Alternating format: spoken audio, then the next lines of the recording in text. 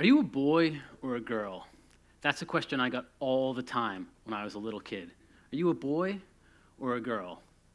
And it was a question that delighted me and scared me and confused me and annoyed me, pretty much in equal measure.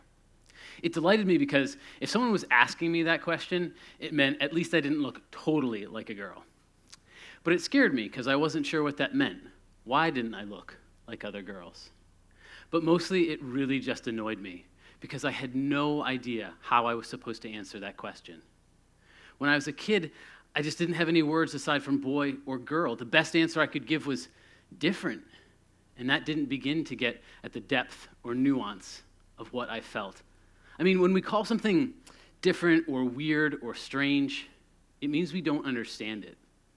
When we know something, when we care about it, when we love it, we give it a name.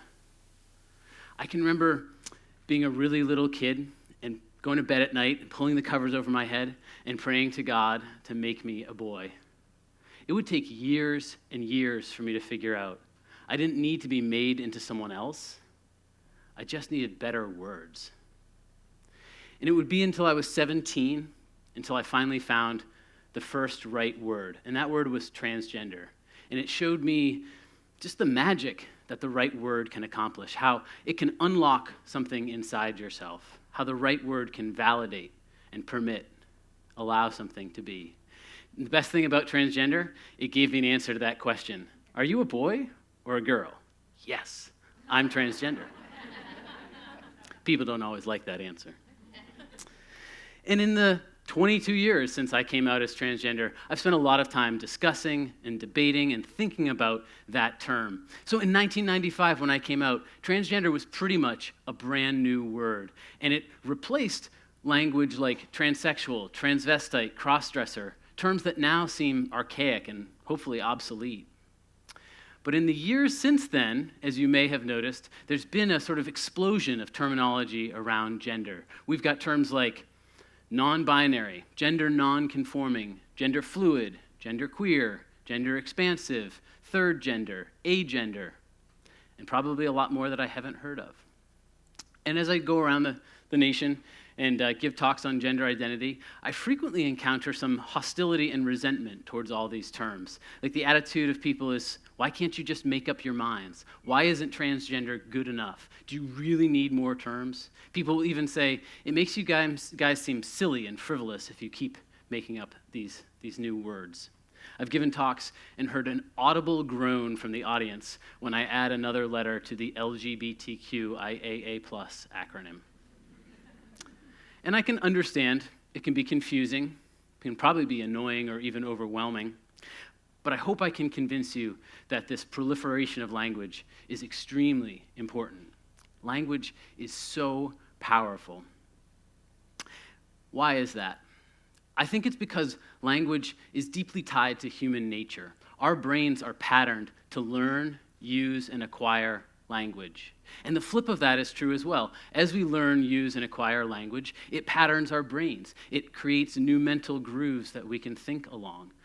And I love to think of this incredible feedback loop working around gender identity, the synergy of it. We create all these new terms, we employ them, they become part of our daily vocabulary, and they generate within us a new perception and a new adaptability around gender identity. And it doesn't just happen for each of us individually, but collectively, as a society. We use these new terms, and we start to have a new appreciation and understanding of gender. I will admit that sometimes I feel like I'm fighting an uphill battle as I try to get people to adopt new terminology. The pushback I most often hear is, labels are terrible, they're really dangerous, and we shouldn't be trying to shove people into boxes. Okay? Duly noted. My position is this: labels are really great. Labels actually save lives. Let me give you a historical example of this. If we go back to the Middle Ages, we arrive at a time when there is no word for homosexuality and no understanding of gayness as an identity, sexual orientation as a part of who we are as a human being. At the rare times, Okay, there's the knowledge that sometimes men have sex with men, and to a lesser extent that sometimes women have sex with women. But to the extent that this is even spoken about or written about, it's with such unhelpful terms as that unspeakable sin or the unmentionable vice. If you had been a person who had slept with another man and you went into the confession, you would confess to the sin of luxuria, which is a kind of catch-all broad term for a whole manner of sexual sins. I'm telling you this because it's actually through the confessional that we begin to see language around sexuality. Kind of strange. But there was a problem in the Middle Ages.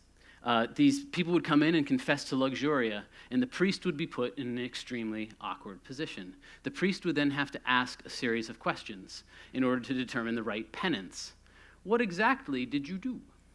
Who did you do it with? Where were you? And if the person was not forthcoming, the priest would have to push a little bit. Look, I need to know, did you do this or that? And you can see that this would not only be an awkward line of questioning for a priest, but might put ideas into the person's head. I didn't do that, but it sounds like a really good idea. Next time I'm going to try that. So, to circumvent this problem, the priests made up a subdivision of this category luxuria. And one of the subdivisions was sodomy. It's a truly terrible word. It's been used to condone a lot of violence against gay people.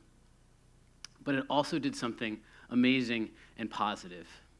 It made something out of nothing.